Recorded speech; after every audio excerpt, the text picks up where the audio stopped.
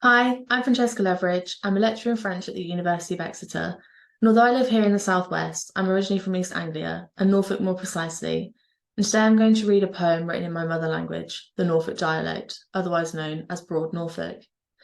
The reason I've chosen this particular piece, which is titled Timothy Tikkeltoby to his friend Mr. Giles, written at some point in the late 18th century by an author whom we only know by their initials, WHC, is because it very playfully addresses some of the negative perceptions that people outside of our community have had of our language and us as its speakers over the years, whilst also celebrating all of the words, expressions, and sounds that make the dialect unique to us and also loved by us.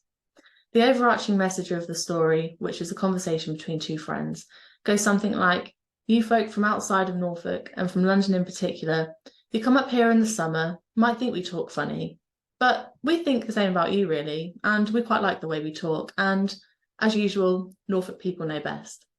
So I'll first read the poem, and then I'll provide a translation into standard English. If you listen out carefully, you'll hear the mention of one of my favourite foods growing up in the very last line. Well, bore, what do you think on it now?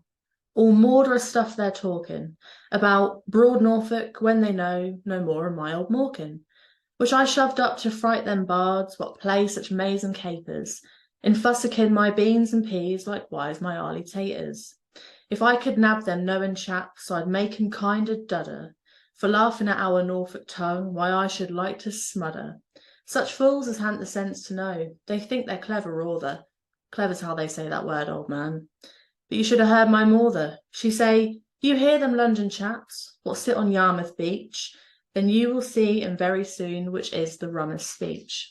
Yours, or them Cockney chaps, what come and kick up such a duller, in murdering that poor letter H, you'll soon see they are fuller. A cheek than sense, so let 'em laugh, don't it seem mazin funny?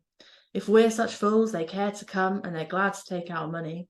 So don't you mind a titty bit, as you stand there garping, but let 'em know our Norfolk tongue will stand their jeers and laarfin. Tell 'em, old man, if we're slow, we aren't at such a pass to break all rules and be such fools and call our Dicky Haas. Our tempers smooth will stand their grins and put up with their crumpling. We'll hang the biler on the hake and stick to Norfolk dumplings. Well, friend, and what do you think of all this? Do you hear them talking such nonsense about broad Norfolk when they know about as much as my old scarecrow that I put up to scare off the birds that cut about such amazing little capers, in hopping around on my beans and peas as well as my early potatoes? If I could get my hands on those cocky lads, I'd put the wind up 'em, really make them shudder. For laughing at our Norfolk tongue, in fact, I'd like to smother such fools who don't have the sense to know, but say they're really clever. That's one of their words, by the way, and that's definitely not what my mother says, however.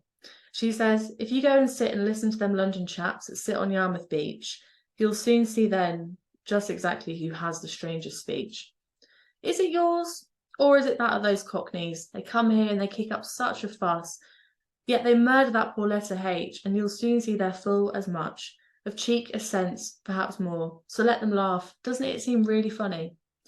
If we're such fools, they still want to come here, and they're more than happy to take our money. So don't you mind one little bit as you stand there leering, but let them know our Norfolk tongue will stand their laughs and jeering. Tell 'em, my son, even if we're slow and such great fools, things aren't bad enough to start calling our Dickies horses and breaking all of our rules. Our mood's just fine, we'll stand their grins and put up with their misdeeds, taken here as a noun from the term for misshapen or bad apples that we call crumplins. And we'll hang our pots up on their hooks and stick to our Norfolk dumplings.